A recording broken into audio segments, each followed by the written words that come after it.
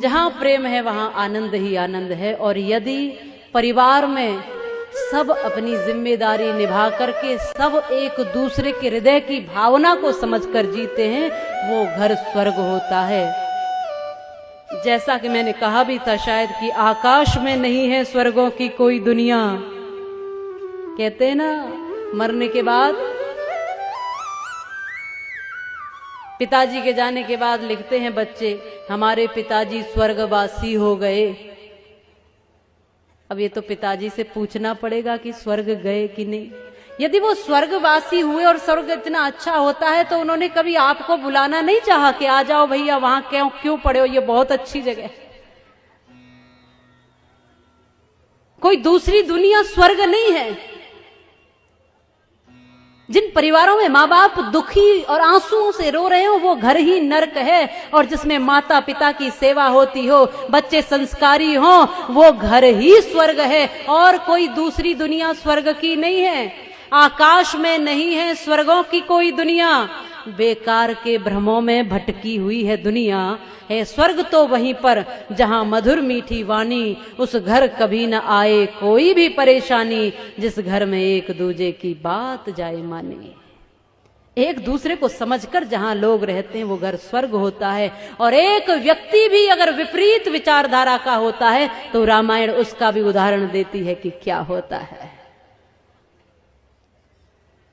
प्रत्येक व्यक्ति की, छोटे या बड़े, प्रत्येक व्यक्ति की उतनी ही जिम्मेदारी और उतना ही कर्तव्य है। बच्चे अधिकार की बात करते हैं, अरे पिताजी की संपत्ति पर मेरा पूरा अधिकार है, लेकिन पिताजी के लिए कर्तव्य क्या बनता है, थोड़ा इसको भी सोच ले। और बड़े भी ऐसा करते हैं, अरे भाई पैदा किए हैं तो कौन सी बड़ी बात है, उनका भी एक जीवन है, वो भी एक स्वतंत्र सत्ता है ईश्वर की, वो भी एक वही तत्व है जो तुम है।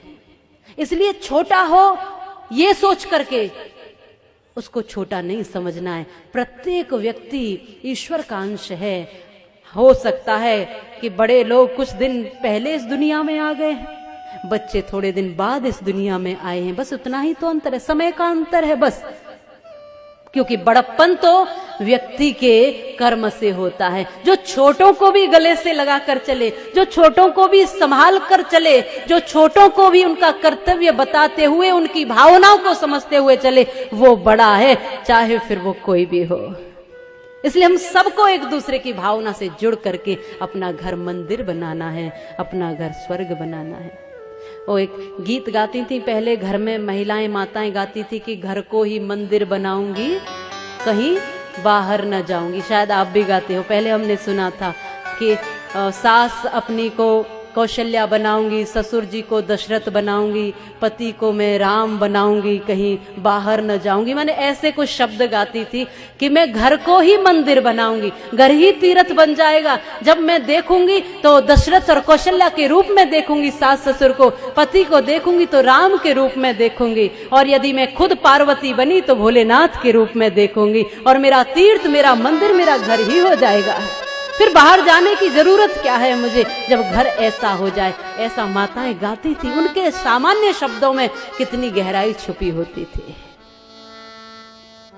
आज हम घरों को नर्क बना रहे हैं। क्या बना रहे हैं?